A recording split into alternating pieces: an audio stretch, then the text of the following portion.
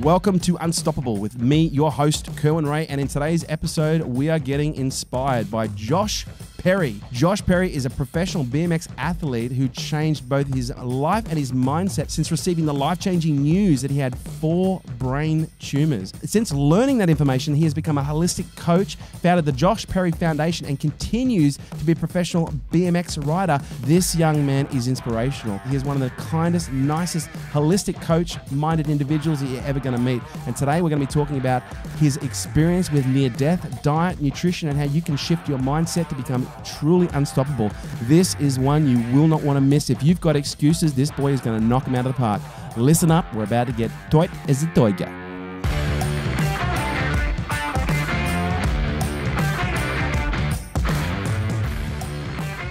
So ladies and gentlemen, it is an absolute pleasure today to welcome professional BMXer Josh Perry. Josh, thank you so much for being here today. Yeah, thank you. The honor is mine. I appreciate you having me out. Oh man, it's a real pleasure. Like I've just been doing my background on you, for the last couple of days to really get familiar with you and your story. And yeah, it's incredible to hear your story. As a professional athlete, still competitive.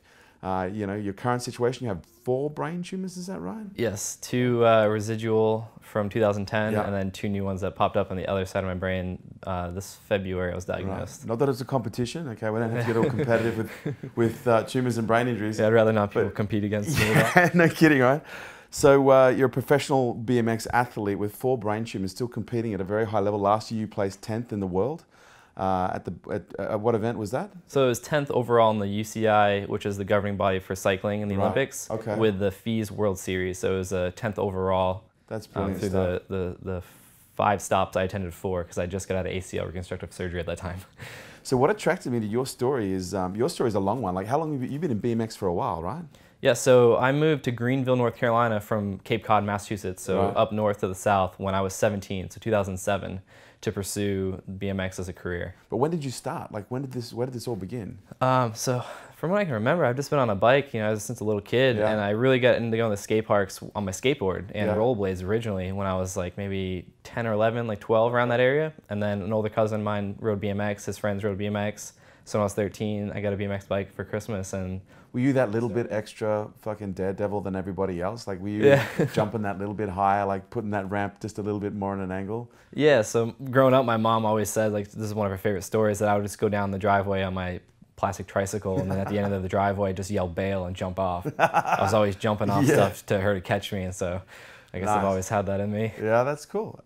And so at what point did you discover that this passion was more than just, a little bit of a hobby? This is going to be something that you could, because I know for most kids, everyone rides their BMX bike around the neighborhood, jumping, doing tricks, but not everyone reaches the point where they go, you know what, I love this so much, but hang on, you mean I can maybe turn this into a profession where I can make money? Like when did those worlds collide between this, hobby, the passion, and then the professional aspect of it?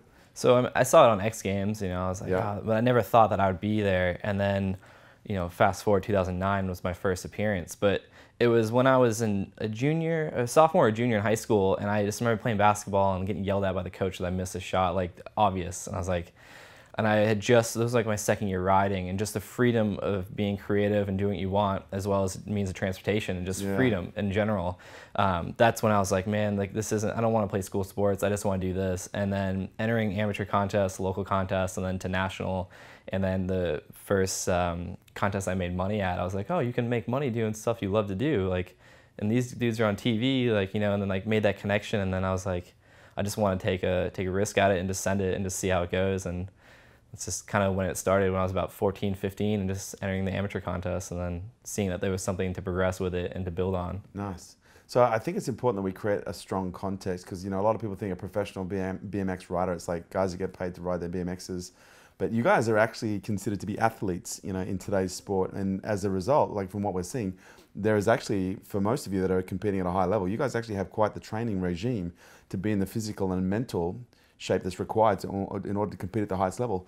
So give us a little bit of a snapshot of, what's a day in the life or a week in the life of a professional BMX rider when it comes to, apart from doing all the fancy tricks, what other types of training do you do to keep your body and your mind in peak physical condition? So training wise, I train 5 days a week with a strength and conditioning coach, and that's been a game changer the last few years. And we have to be able to prevent injury, most importantly, but then to be strong on your bike makes tricks easier. It builds your endurance so you can you don't fizzle out at the contest, and you can do harder tricks at the end of your run. So it's Monday through Friday, because I liked, we had it 3 days a week and then do whatever you want in between, but I like going every day. And then, so Monday through Friday, I go either in the morning, or if we're riding in the morning, I go in the afternoon, and I'm on point with it. And then Sunday is my day to take a physical day off. So no emails, no social media for the most part, no riding, no working out, but it's just 5 days a week. I'm at the gym for an hour and a half, and then I'm riding for at least 2 hours. So 5 times a week in the gym, 5 times a week on the bike. What about the mental preparation? A lot of our athletes these days are doing everything from honing their diets, but also engaging in mindfulness activities and meditation. Like, what's your thing when it comes to peak performance? So yeah, you got to have the mind and body in unison. Like you can't have one without the other. And I've learned that kind of the hard way the last 7 years. And being diagnosed with a life-threatening disease really turned that around for me. And then what first came was the nutrition. And so I was like, all right, I saw a documentary, Food Matters, and the way that they simply put it just clicked for me. And I was like, all right, so a lot of things I'm doing are not very beneficial for me and my health. So let's change that. And then later on, 2013, I actually tore my ACL meniscus, and I rode for 2 years on it, being stubborn and scared of the surgery. But then I started learning about fitness, and I was like, oh, if I'm stronger, one, I know I'm starting to learn now that it boosts your immune system, but then two, it'll prevent injuries, it'll make riding easier, and it'll just be stronger overall. But then I started learning about the mental part, and then learning about the subconscious beliefs. And there's a doctor, Joe Dispenza, who I've been learning a lot. That's who I got introduced to, the subconscious beliefs, and how we form these beliefs over time, and how it limits us, and it just, we just build on that. And so learning about all these aspects, I was pretty much indirectly learning them as I go through BMX, because BMX, we fail more times in a day than people are willing to do in a lifetime. And you learn to pick yourself up and try again. You're building that mental strength, but you're not even really conscious about it. So then once I learned about the nutrition and the fitness, and then the mind was just the finishing touch. And it's been such a game changer. Like I was saying when I first met you a minute ago, like being able to put myself in an energy that I want to be in, and not think about the things I want or the things I want to do in my life, but the emotional response to those things. And then visualizing that for BMX, and then visualizing things in general, like that whole combination has just been such a way for me to progress on my bike, but also to forget the fact that, not forget, but that I live with brain tumors, and that not giving in to fear. And that's what my first tattoo is. Fear is just a thought. Thoughts can be changed. And it's just something I live by now. But the mental part was the last piece, but it was like, I feel like the most important. So it's one thing to be, operating at peak performance as a professional athlete. And I want to explore more of, how you condition yourself to be able to, work under intense pressure and stress. But it's another thing to be able to, compete as a professional athlete in the BMX arena. But also something completely different to be, facing mortality on a number of, number of situations, number of circumstances. And for you, I guess in some cases it might almost feel like a daily kind of, something just you think about on a regular, every single day. When was it you were first diagnosed with your first tumor, and how did you find out? So it was March of 2010. I had fallen one day while training on the bike, not in the gym. I was doing what's called a flare whip. So a flare is a backflip and a 180 on what's called a quarter pipe. So you do a backflip, but you rotate so that way you land going forwards, not backwards.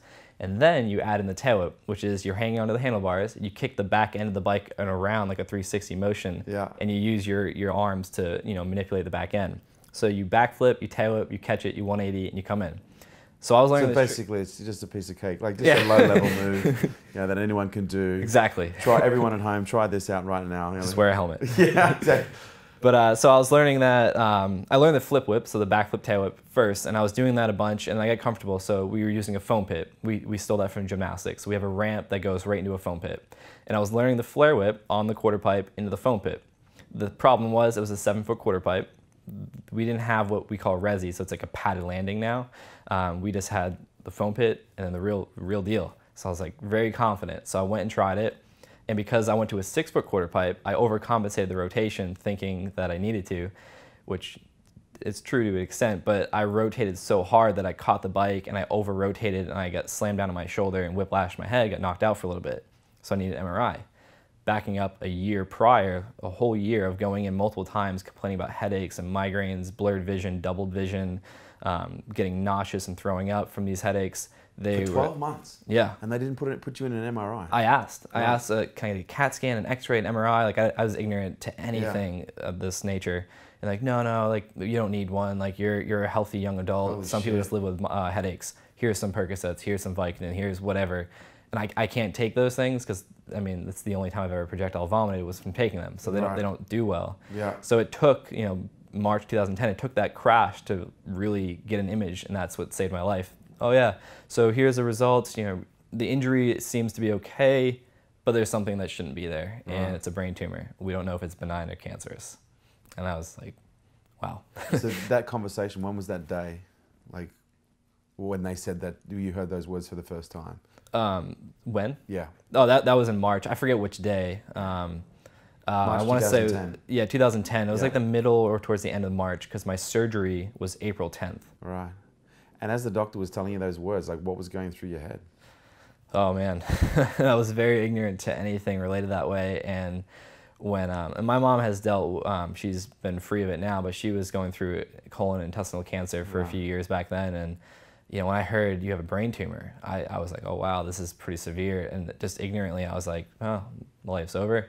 The doctor's like, yeah, you'll probably never ride again. He legit said that to me, the first doctor. Right. The one that diagnosed me. And I just turned 21. I'm just sitting there by myself. Thanks, Doc. Yeah, right? Yeah. Thanks for the hope. Yeah. But just, you're probably never going to ride again. Yeah. You may never walk again. You may not live, but either way, it needs to get taken out. And from there on, I just shut down. And I heard words, but I just was in my own mind and I was just panicking. I wasn't like freaking out or anything. I was just like in my mind. I was just like scared, and I was like, my life's over. I was more fixated on the fact I would never ride again. Yeah. I had just freshly into my professional career, hanging out with my idols like Dave Muir, Ryan Nyquist, and living where they lived and training. And I was just like, wow, so that's it. And just walked out and just went and sat in my truck. And I remember they tried to stop me, but I just, like I said, it was all just a blur, and I was just focused on getting out of that office. Yeah, right. And so you left there with the worst possible frame you could have on the situation. Yeah. Which is, you're possibly going to die. You're never going to ride again. May not never walk, even be physical again. At what point did you realize there was the potential for a little bit of hope? That didn't set in until after surgery. Before surgery, I get a lot of people reaching out from the BMX world all over the world. We're thinking about you. You're gonna be fine. Good luck. All this, like, tons of love and support. And my friends and family, and it just, I don't know. I decided indirectly back then. I made a conscious or unconscious choice to turn that fear and negative energy into motivation to no, I'm gonna prove them wrong. Backing up a little bit, my childhood, first getting to BMX, I had an abusive stepfather that I was always using my bike as a manipulation to punish me and to this and that, not believing in me. And I always made a point out of spite to get to where I was then to prove him wrong. Right. And so I was like, same thing. People were telling me I'm not gonna be able to do something. I'm gonna do it. Was this process quite conscious? Do you remember going through this, or was it a gradual build-up of inertia and momentum and small thoughts joining together to become bigger thoughts, and before it became a dominant, drive in your psychology? Yeah, so it was just little things, building up, and I wasn't really aware of what I was doing. Yeah. And now that I'm learning about it, Yeah. In whole massive depths of learning about it now, I'm just oh wow, that's what I was doing back then. I was just taking all that and rewiring my brain to think differently and to use it as motivation rather than fear. Yeah. And now I've learned I don't need to do things out of spite anymore. I can do things out of love and out of gratitude and share that rather than being spiteful. But back then, that served me then. It doesn't serve me anymore. But yeah, I didn't really understand what I was doing, but I knew I wanted to do something and I was going to do it. One of the things I love about your sport is how you guys are pushed to the limits of what's possible.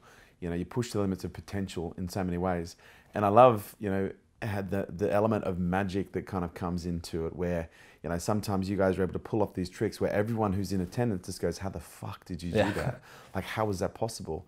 And in many ways, there's an enormous amount of fear that needs to be overcome in order to get to that place where you can be hovering in the air and throwing your bike around and flipping yourself around and essentially at some kind of peril if it doesn't work out. Yeah. How much do you think that conditioning and that training to be able to constantly be facing fear, in many cases eating shit, and then getting up and then going through and doing it over and over again, how much do you think that training actually got you to the point where you are now, with the relationship you have with your situation? Oh, I think it 100% laid the foundation for it. Right. I wasn't aware of it. You know, I started riding BMX seriously, like ramps and tricks, when I was 13. I was 21 when I got diagnosed. So it was 8 years of learning that failure is a part of life. But if you want to do something, you're going to have to fail until you figure it out. Some people, you know, they're fortunate enough to learn right away, but some people, it takes those obstacles. So I think that, yeah, BMX, like in action sports, like it definitely served 100% of building that foundation to know that there's something you want to do. Like fear isn't an option. Like it's going to be a part of it. You're human, but you know, it's just a thought. Like you can push it aside if you have a larger goal than letting fear take over. So do you feel like you live a bigger life now? Like now, you know, you've experienced mortality. You're still experiencing mortality on a daily basis. But does that make you want to just be, you know, a little bit extra careful, or does that make you kind of just go, you know what? Not necessarily reckless. I guess there's a spectrum. You know, there's on one end of the spectrum you've got completely reckless. On the other end of the spectrum you've got, you know, reckless. I'm going to die anyway. I may as well fucking, you know, speed the process up. Yeah, on the other end, you know, I'm going to tiptoe my way through life safely, hoping to make it to death. And then you've got that part in the middle, you know, where I believe, you know, people who have tasted mortality can experience where, you know, they just understand that life is precious, but you only get it once, and they just live a little bit of a bigger life. Is that where you're at right now? Yeah, no, that's perfect. Yeah, that's exactly where I am. You know, I understand that fear is a part of life, and that, you know, I don't want to be this like protective person. Like I'm not gonna, like a lot of people are like, oh, like how do you do that still? I'm like, why not? Like it's what I love to do. You know, it's gonna, my reality is my reality. It's what I make it. So I can live in fear, or I can, you know, persevere and maybe not be so reckless, but be calculated and be safe and, you know, take the precautionary steps. But yeah, definitely right in the middle of just, it's my life and I want to live it how I want and be safe to an extent, but not be scared. So what has mortality taught you? Like what is your biggest takeaway from mortality, like from this situation? That, you know, just be grateful for, a lot of people I find in myself, I used to be ungrateful for things and I want more, or I need this. And it's like, just be grateful for what you have, and to be able to be a conscious being and to think and to feel and to have experiences and just share that. So that's the biggest thing I've learned, is just be grateful, and then you can acquire more if you're grateful for what you have now. Is that something you've seen show up? Like have you got enough reference to know that this is true? Yeah, like I was saying when I first met you, like the more I put myself in that energy of gratitude and love and wanting to help people through my experiences, because my main thing is I want people to live a healthy lifestyle and not have to have something catastrophic like I had to go through to teach me, hey, you might not want to do that. So yeah, it's definitely been something that I want to share, and that's come along the way, and it's definitely where I'm at. And so what's changed with your diet? Like have you changed, like since you've started to find out about health and nutrition? I know you've become certified as a, what's your qualification? It's I don't really use it often, but yeah, certified holistic health coach. Okay. And it was a year-long training program online through the nutrition school in New York, Integrative Nutrition, or Institute for Integrative Nutrition. Right. And so as a result of what you're learning about nutrition, like have you started to treat your body differently? Oh yeah. So my diet before I was diagnosed was, I don't know how I didn't acquire diabetes. I guess that wasn't in my genetic makeup, but it's a miracle. But it was just 2-liter Dr. Pepper pretty much a day, because it was cheaper than water. Yeah. And you know, I've been on my own since I was 17. I left home and I'm just trying to make it. And so I was like, all right, it's cheaper than water. And then, you know, all these different pastries, frozen chicken patties, and, you know, like this processed breads, candies, and, you know, all the fast foods and stuff. And like, that was it. Like my vegetable was like a piece of iceberg lettuce on my frozen chicken patty. Like, and, you know, so it's like, I've made a lot of changes. And, you know, the alcohol back then, you know, I got into living that pro lifestyle and like partying and like going to these events across the world and all these events and parties, and just like, I was literally drinking every night. I lived in a college town, didn't go to college though. I was a professional athlete. Like, wake up, you know, towards late morning, early afternoon, eat some shitty food, go out and ride all day, go drink and talk to girls, and then do it all over again. And then we went to a contest, do it there, and then just not the night before finals. It was ridiculous. Wow, it sounds like you were living the life. Yeah, I wish I was living a little differently now, but I enjoyed it then. So do you regret what's happened? Like, would you change anything? No, I mean, I am who I am because of it, and I am where I am because of it. So it served a purpose then. I was dealing with some kind of pain that was eliminating, and it was just I don't know, it taught me so much. So if I would change that, it's like the butterfly effect, you know, you'll never know, but I couldn't imagine my life would be what it is if I didn't have those experiences along the way to like learn from, and to, like I said, I'm grateful to be alive. So I did some shitty things back then, so let's not do them now, and let's share that with the younger generation so they have someone to kind of like guide them through that so they don't do the same things. And so what do you think the purpose of your tumor was? So I went through a lot of issues with that, like just like, why me? Like, I'm not a bad person, like this and that, just like all like the victim mentality. And you know, since I've been sharing my story and I've overcome it to do what I love, I never once would have ever guessed that I would have been an inspiration to anyone. And I've had over the years so many people of all walks of life, all ages, sports, anything, like out of sports, just thank you for sharing that, or sharing that Instagram post or that blog or whatever it was, because what you shared and your story in general helped me know that, you know, to be grateful for now, and that whatever I have coming is like nothing compared to that, which that's apples to oranges, you know, that's just, you can't judge one experience of a person to another, but I never would have thought that. So I'm just super grateful to be able to help inspire people. And my biggest thing is like, I want to see people be the change that they want to see and to live the life that they want. And what do you think is the hardest thing about seeing that? Like, because for some people, when they reach a point in their life where they see that they're starting to inspire others, it can bring up all sorts of stuff. Like, what's been your relationship with observing the effect that you're now having in a different way outside of professional BMX? I think the biggest thing that it allows me to see the flaws in my life and the things I want to change. And I don't know, like I'm always learning. So like I don't really get frustrated anymore or like mad at things, but like people pointing things out, or I like all the things I'm learning, I like, damn it, I get like, all right, I need to change that. So just by continuing to learn and to share, I just find more things about myself that I do like, and I like to embrace them and, you know, go all in on those. And then the things that I don't like, you know, being like learning about self-awareness has been a huge thing. So just sharing and just bouncing ideas off of people and just willing to grow with people, that's been a game changer. That's just... So there's been an enormous amount of research on meditation in the brain. You know, I'm an avid meditator, have been for almost 20 years now. I'm curious if you've experimented at all with what you're going through with using either mindfulness or any kind of meditation technique. Yeah, so you know, both of those are a huge play in my life now, and it's been like the last year I've actually. I always said before, like meditation, like I don't know how to do that. Like the only time I feel like I'm meditating is like on my bike. It's the only time I can block anything out and be 100% focused. Right, okay. And to a degree that could be true, you know, to each their own, but I've actually practiced this last year, you know, my affirmations and meditating and visualizing and visualization. I've been doing that since I started riding, because in order to do that and then be creative with it, you have to visualize what you want to do.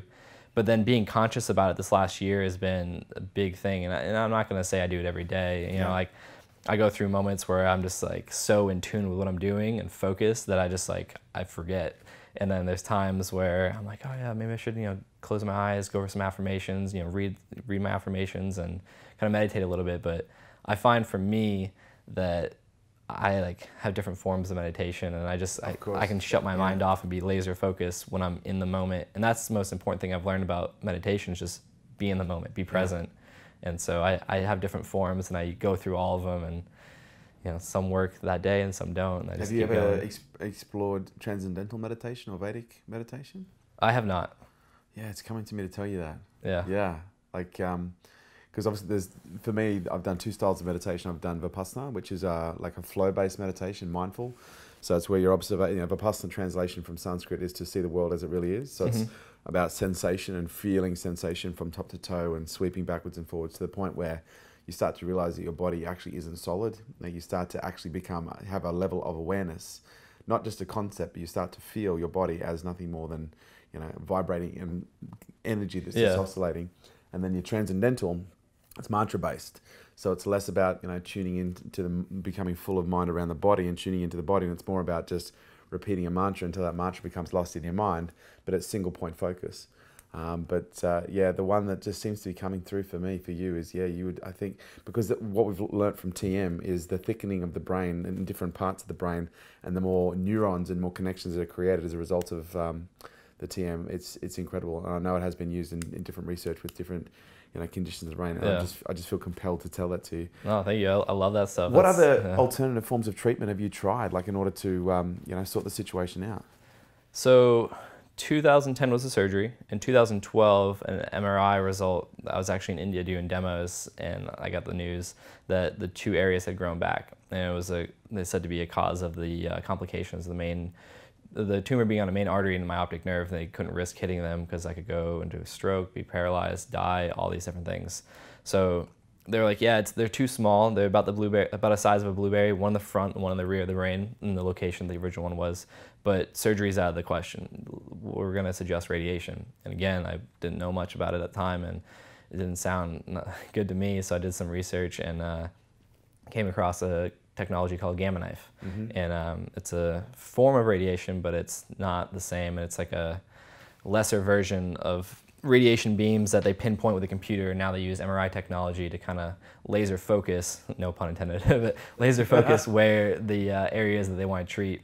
And so I went through with that. It all checked out. Like the success rates were through the roof, and the side effects were virtually nothing. And I was actually riding my bike a week after treatment, but wow. Because of that treatment, the 2 areas were decreasing in size, and they still have been. And so that's pretty much the only form of other treatment I've done besides take control of my nutrition, my exercise, and then learning about other spiritual practices. And it's funny you were just mentioning the 2 different meditation forms, because I've felt times where I've been in deep thought, mainly before bed, where I'm still awake and conscious, but like I have this belief now of like life in general is like we're all part of the same thing, and like learning about like the atoms and quantum physics and everything, the brief knowledge I have on it, but to like learn that we're all connected to everything in the universe, and that no one knows whether or not this is true or that's true or whatever, like, but like learning that we're all part of one, and that 2 people can create something that starts out as an atom and grows and this and that I've just been like in this state of like, I don't know where I am or what I am anymore, but I'm conscious to it. So it's been crazy. Well, we've just had 5 days in Vancouver where we've brought in some of the top theoretical physicists from around the world into an event where we got them to do their very best to be able to explain how reality meets, the world that we live in. And yeah, it certainly bends a few noodles when you start to realize that reality is quite plastic, it's quite fluid, and it comes from a fluid space, and we have the ability to direct its creation through the way that we perceive things and our environment. And also our genetics as well. And I heard in one of your interviews, and it was almost like you're quoting Bruce Lipton. Are you familiar with Bruce Lipton? The name, yeah. He wrote a book called The Biology of Belief, and he talks about how our DNA can essentially recode itself based on the perspective of the organism that it's a part of. Yeah. And I heard you talk about it in terms of gene expression. So what is it that you've learned about our psychology and how we believe, and actually how it affects our genes? So is it called epigenetics? Is that the correct term? So I was first introduced to that through Dr. David Perlmutter. Have you heard of him? Neurologist. He's all about food for his patients. He deals with a lot of mental disorders and Alzheimer's. He actually got into neurology because his father was a neurologist that developed Alzheimer's. Right. But so I started learning about his work and his food with a ketogenic diet, and even if you're not going to be ketogenic, but you're going to eat more fat than carbs, so if you processed carbs, you can actually turn on and off specific genes. So people say, oh, I was bound to get that disease. Well, that's twofold now I'm learning now, with the nutrition and the lifestyle aspect, but also the belief and the mental, part of surrounding that, you created that. And learning about manifestation too, and all these things that's really what I don't know, like gene expression's so crazy, and there's so much information about it that it overwhelms you sometimes, but that's why I've just taken to it to like eat well, live well, but think well. And that's what I was saying, the mental part was like the 3rd piece of the puzzle that really did it for me, and just learning about how that works and putting it into practice, I see it now. So what are your strategies? Like, do you have a strategy? Like, do you have a process that you use to get your head straight? So where I'm at now is I like to set off an alarm system, as I call it. So when I have these thoughts that are unwanted, undesirable, whether they're negative or whatever you want to call it, just being aware of them and then assessing them. All right. So like, let's say it's a trick, for example. All right, I'm scared. Well, why am I scared? Am I scared because I'm afraid of what may happen because I've seen someone else do it? It's been a past experience, or am I just making up something because it's unknown? So what's been the biggest thing for me is assessing those emotions and those fears or anxieties or depression, and then just, do I want to give that power or not? Because if I have the choice, and that's what my tattoo, it really means to me, is we have a choice in what we believe, and then if we feel what we don't want or what we do want, that's what's going to happen, and so that outcome is going to be what we thought about, and so that's like my main thing. I was like, eat healthy, live healthy, you know, be active and all that, but mostly what are my thoughts and how do I assess them and how do I navigate through them? And what's your relationship with failure? Like, it's interesting, it's already come out in the way that you've described it, but when you think about failure, what does that mean to you? So I don't know how to answer that. So failure, I've accepted as not failure, it's a learning lesson. So if you did something that you quote unquote failed at, did you really, or can you learn from it and go? So that's what I've learned through BMX. Like, learning a trick doesn't happen first try. Sometimes it does. And I've learned tricks first try and then I've lost them. And some of those tricks I still haven't done yet, and I'm gonna work on them again maybe in the future. But failure, I feel like it's just a learning lesson. And we can look at things with two different perspectives in life. We can look at things with the victim mentality of, oh, I failed, I'm not gonna try again, I give up. Or like how I am, very analytical. What did I do wrong? And like when I talk to people that are experts in things, I'm like, all right, I'll learn as I go, but just tell me what to do and I'm gonna do it. Like, I wanna figure this out. I don't like unfinishing things. So failure is just, it is what it is. You make it what it is, and that's kind of how I feel about anything in life. It's all perspective. So you can either learn or you can run from it. And what does success mean to you now? And has your definition of success changed since 2010? Oh yeah, my definition of success has changed dramatically. So I was just having this conversation with my younger brother 2 days ago about success, because he's under the understanding that I used to be, you know, to be successful, you have to be wealthy, you have to be rich and famous, like this and that, like you have to have a business, all that. And that is what it is. I don't believe that that's a success. Like, to me, success is being happy with your life in the current moment, but having goals to move forward. So if you have healthy relationships, you have if you're healthy in general, if you love what you do every day, you can wake up and be stoked to what you want to do and be stoked to work harder for things that you want to obtain. Like, I think that's success. Being healthy and happy and, you know, being confident. So success used to mean you got to be rich and famous and successful in a business and this and that. But now it's just, you got to be happy, because if you're not happy, what's the point? You know, it's interesting. You know, I've had a number of near-death experiences myself, and it's hard to kind of share that with people, to change that, because obviously, you know, when you question mortality, your perspective around what success really means kind of shifts. How do you think it's best to share that lesson without people having, how do you share the lessons that you've experienced, that you've learned as a result of, you know, 4 brain tumors, which have really put you in a position of incredible success with the way that you've interpreted the events and what they mean? How do you give those lessons to people without, you know, either holding a gun at the head, giving them a brain tumor, a stroke, or, you know, having them, you know, lose someone that they care about through, you know, realizing their own mortality? Yeah, I was thinking about this today, and I feel like one way I would like to go about it, and I do, is just ask people what their challenges in our life, like what have they gone through, and, you know, let them know. Like the same conversation I had with my younger brother the other day. It's like, you've overcome everything in your life to be where you are today, so that's a success. Like, you're afraid of failing, you're afraid of this or that. Like, that's not true, because you are where you are right now. Like, you've overcome any adversity that's come at you, and it might not be the same that I've gone through, the same that him or her has gone through, but you've got over something. You know, you're standing here right now having this conversation, so there's no doubt that you've had to overcome things. And so, I don't know.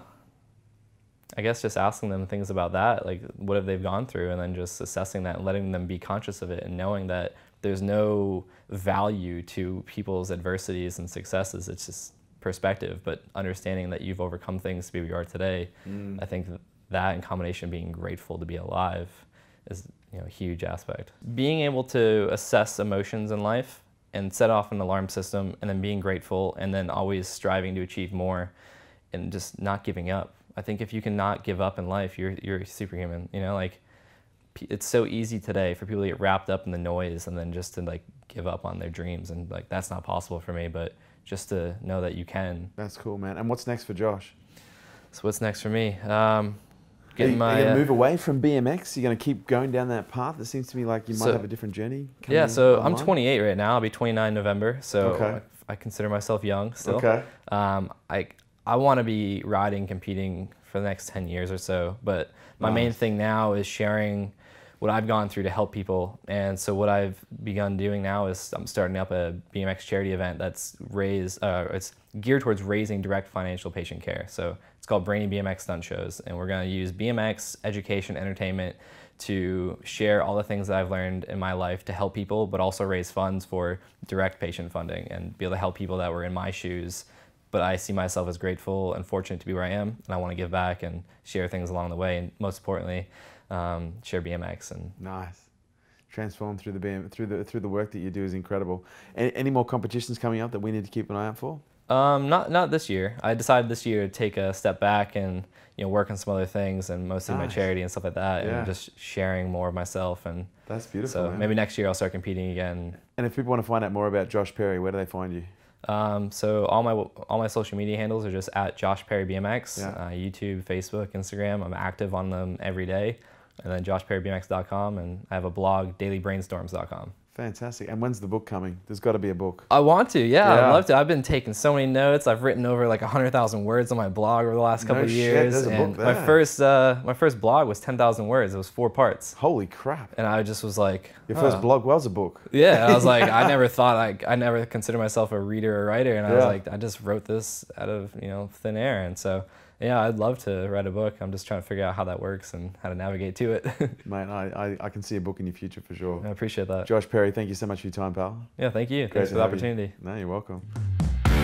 There you have it, guys. Thanks for tuning in to Unstoppable with me, your host, Kerwin Ray. And do me a favor, don't forget to drop me a review on iTunes. Would love to hear what you think. I love reading what you guys have to say. And your reviews make sure we keep creating killer content just like this. If you want to stay up to date with me and all my movements, please jump onto the website, kerwinray.com. And also check us out on social media at Kerwin Ray.